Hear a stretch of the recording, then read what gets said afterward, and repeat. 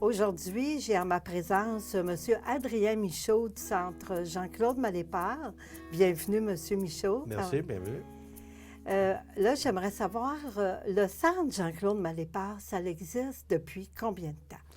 Le Centre a débuté ses activités en juin 1996 avec l'ouverture du camp de vacances, le premier camp de vacances qu'on a eu. Et à côté de l'automne, on a fait une programmation plus diversifiée pour l'ensemble des clientèles. Alors, depuis juin 1996, nous sommes en opération. Puis, au Centre Jean-Claude Malépart, quel genre d'activité vous faites? Bien, on retrouve de tout. D'abord, on touche toutes les clientèles, autant les jeunes, les aînés, les adultes. On travaille autant dans le domaine sportif, culturel que communautaire. Donc, notre programmation, elle est plus diversifiée.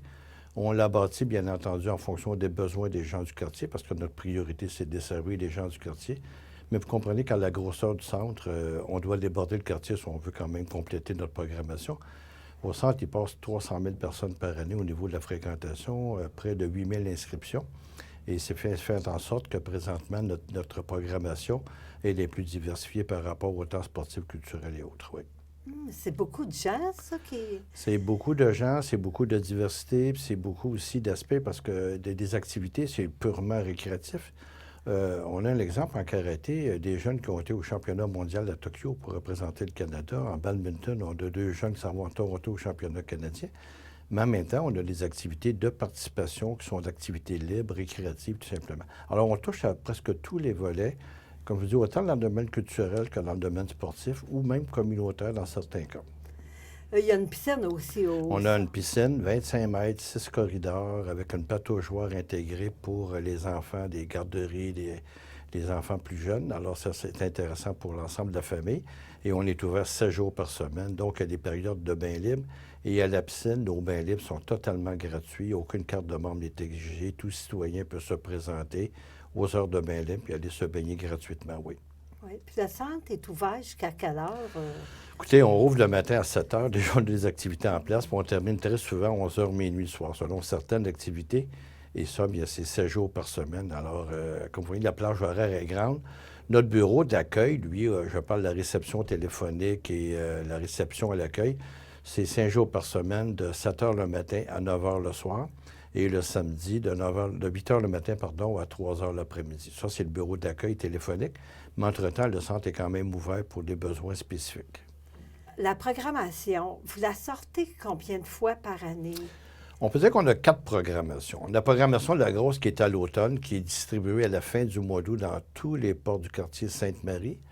Ça, c'est 15 000 copies qu'on distribue. On a un site web, bien entendu, que notre programmation est inscrite. On a une programmation qui débute aussi au mois de janvier, donc à la fin novembre, on a une publication qui sort. On a une programmation de printemps qu'on vient d'imprimer présentement. Ça, c'est pour la session de printemps.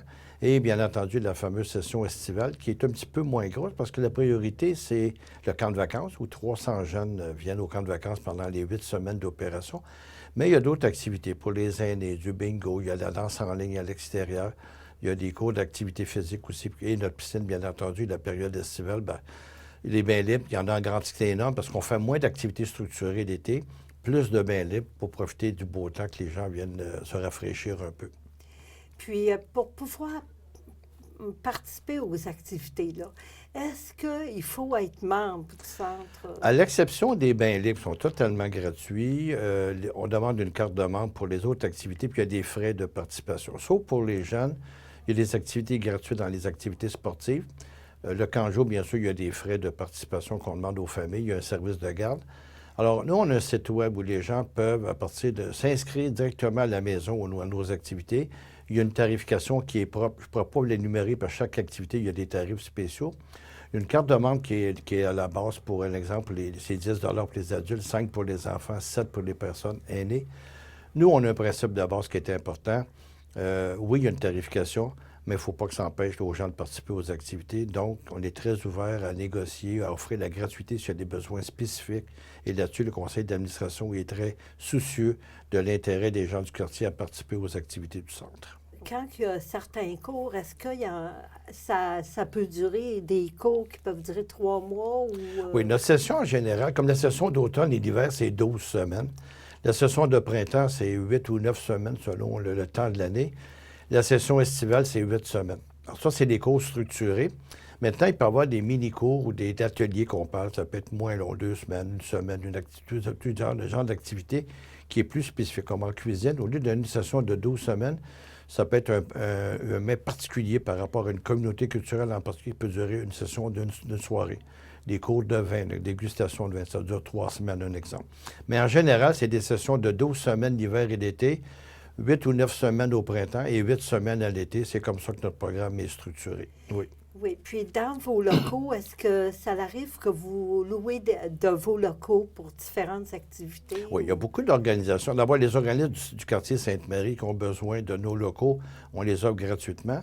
Et s'il y a des organismes de l'extérieur qui ont besoin pour des réunions, on a des AA qui viennent chez nous, des alcooliques anonymes, différentes organisations.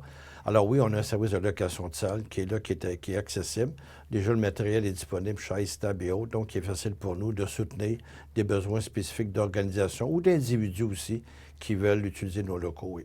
Oui, puis j'avais déjà vu, concernant les personnes âgées, il y a des appareils dans le côté du centre, là. Est-ce qu'il va y en avoir encore cet été? C'est en place, c'est installé de façon permanente pour la pratique un petit peu d'activité. C'est large au niveau de la programmation parce qu'on s'aperçoit que même nos gens qui font la boxe au centre ou d'activité physique vont s'entraîner à l'extérieur, tout ça très, très fonctionnel. Donc, c'est adapté.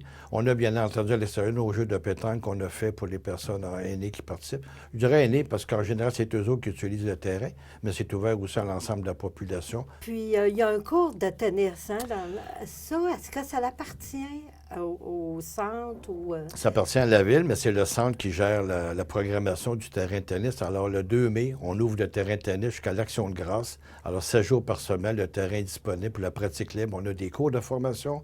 On offre des cours gratuits aux enfants tous les matins de l'été durant la période estivale. Alors oui, il y a une programmation complète qui va sortir très bientôt. Et c'est le 2 mai qui est l'ouverture officielle du terrain de tennis. Oui, bien, merci beaucoup, M. Michaud, d'être venu à mon entrevue aujourd'hui. Merci beaucoup de me recevoir.